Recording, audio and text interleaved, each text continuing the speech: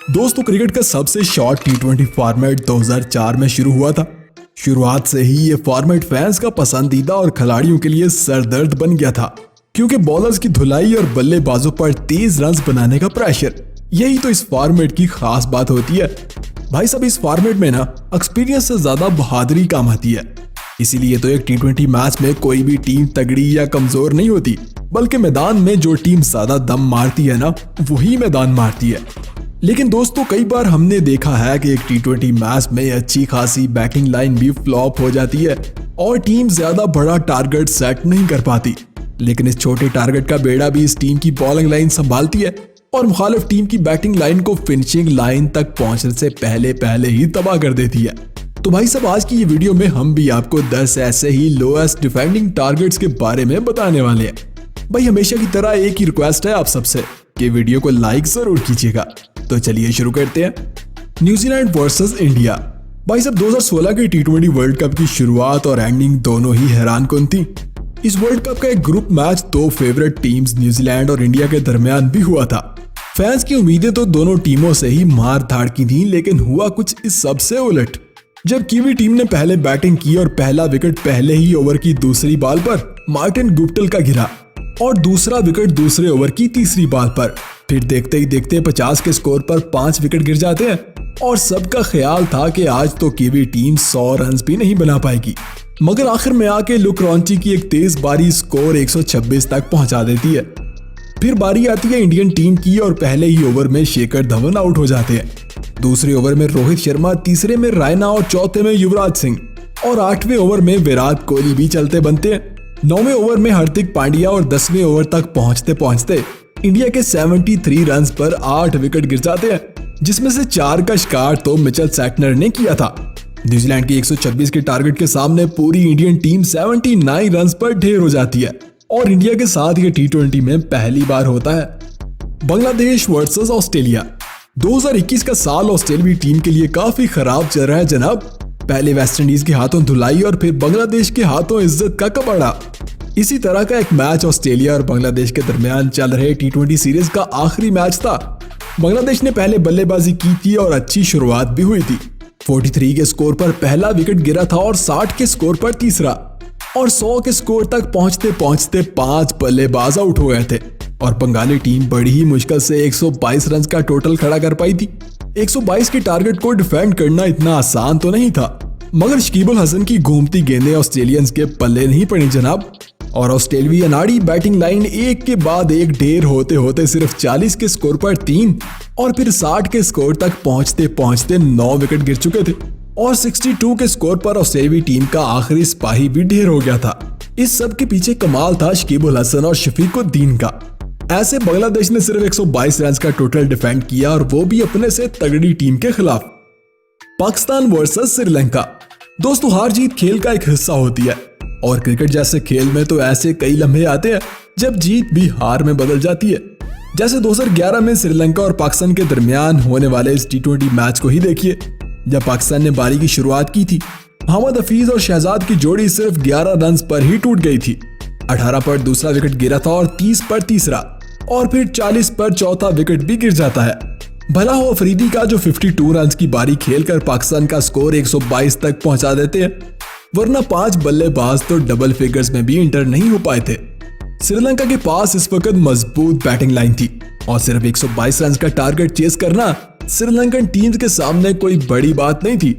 श्रीलंकन जोड़ी मैदान में आती है और चौथे ओवर की दूसरी बॉल पर श्रीलंका का पहला विकेट गिरता है और इसी ओवर में फिर से दूसरा विकेट भी गिर जाता है। मगर 8वें ओवर में अफरीदी के हाथों दिलशान का बोल्ड होना श्रीलंकन टीम के लिए एक बहुत बड़ा झटका साबित होता है, क्योंकि इसके बाद देखते ही देखते 15 ओवर्स में 76 के स्कोर पर श्रीलंका के 5 विकेट्स गिर जाते हैं।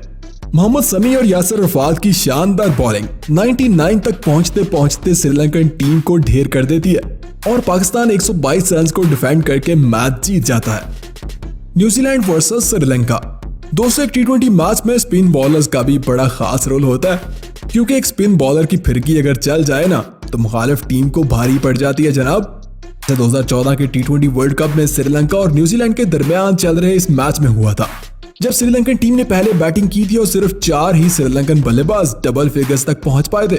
ट्रेंट बोल्ट और जेम्स नेशम ने 6 विकेट्स उड़ाए थे और पूरी श्रीलंकन टीम 119 के स्कोर पर आउट हो गई थी। देखने में तो 120 रन का टारगेट कीवी बल्लेबाजों के लिए कुछ खास नहीं था और शुरुआत भी अच्छी खासी हुई थी, लेकिन श्रीलंकन बॉलिंग लाइन के जादूगर हैरट ने कुछ ऐसा जादू किया ना कि एक के बाद एक 5 विकेट चटका दिए। कीवी टीम के पहले 2 विकेट 18 और दूसरे 2 30 के स्कोर पर गिर गए थे और 60 के स्कोर तक पहुंचते पहुंचते पूरी टीम ही तितर बेतर हो गई थी और ऐसे एक स्पिन बॉलर ने 119 का टारगेट डिफेंड करके अपनी टीम को जीत दिलवा दी थी। South Africa versus Sri Lanka. दोस्तों, एक टी20 मैच में हर टीम की कोशिश होती है कि वो 10 के रन रेट के साथ स्कोर बनाए, मगर तेज खेलने की कोशिश में कई बार ऐसा भी हो जाता है, जैसे श्रीलंका और साउथ अफ्रीका के दरमियान चल रहे इस मैच में हुआ था। अफ्रीकी टीम ने पहले बैटिंग की थी और 12 के स्कोर पर 2 और 22 के स्कोर पर 3 बल्लेबाज वापस लौट चुके थे। जेपी डुमनी और डेविड मिलर ने टीम को थोड़ा सहारा दिया था और अफ्रीकी टीम बड़ी ही मुश्किल से 20 ओवर्स में 115 रन का टारगेट दे पाई थी। फिर बारी आई थी श्रीलंका की, जिसने इतने कम टारगेट को काफी इजी ले लिया था और 25 के स्कोर पर 2 विकेट भी गंवा दिए थे। कुमार संगकारा विकेट पर खड़े थे, मगर दूसरी साइड पर कोई भी बल्लेबाज टिक नहीं पा रहा था। इवन श्रीलंका के 5 खिलाड़ी तो सिर्फ 0 पर ही आउट हो गए थे।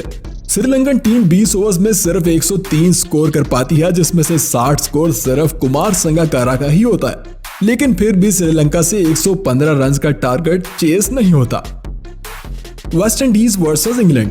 भाई साहब, वेस्ट इंडीज को वैसे तो टी20 एक्सपर्ट माना जाता है, क्योंकि वो कभी भी ऐसा परफॉर्म कर जाते हैं ना कि मुखालिफ टीम के छक्के छूट जाते हैं, लेकिन इंग्लैंड के खिलाफ इस टी20 मैच में कुछ हटके हुआ था।